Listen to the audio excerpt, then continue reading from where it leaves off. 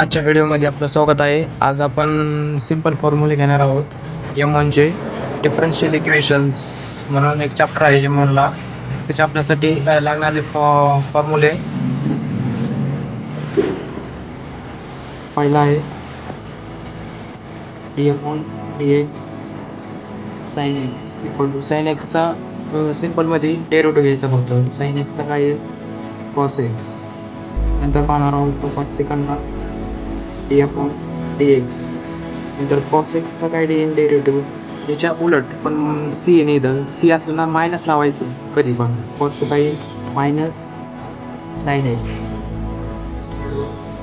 dm1 dx tan x. tan चं काय sec square आहे. tan sec square x derivative dm1 dx. आता कोणतं cot त्यांच्याच उलट cot x. cotचं इथं मायनस c आहे ना ते इथं मायनस आहे. cotचं काय cosec square x cosec square x dm1 dx.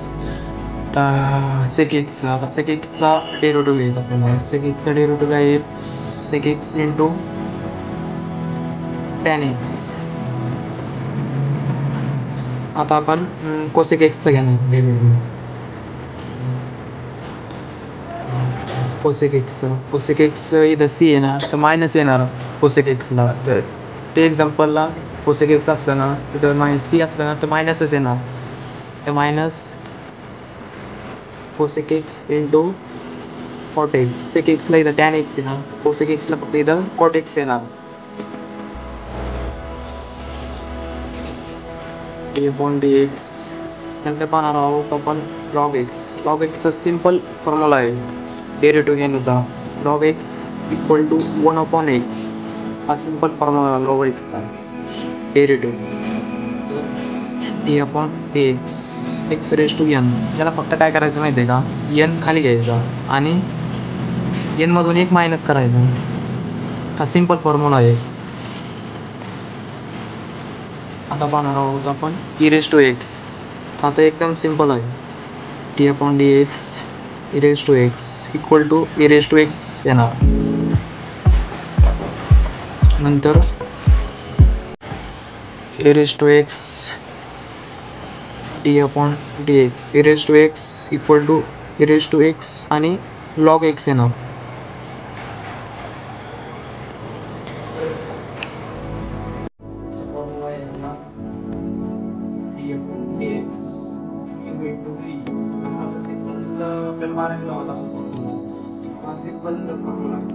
काय करायचं फर्स्ट टर्म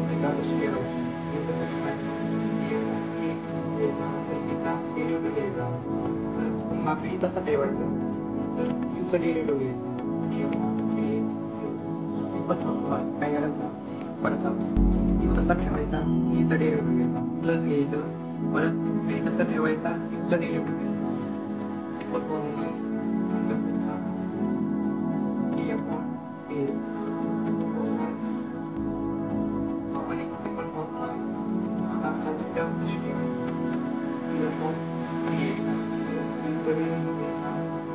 मायनस घ्यायचं मायनस घ्यायचं आणि तिथं अकाउंटमध्ये तर मायनस त्यामुळं मायनस मध्ये घ्यायचं तसं ठेवायचं. चा डेरिव्हेटिव्ह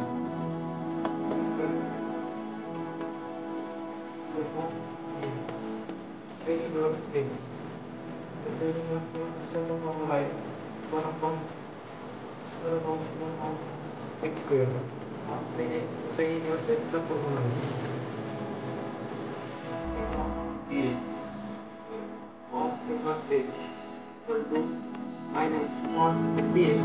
Minus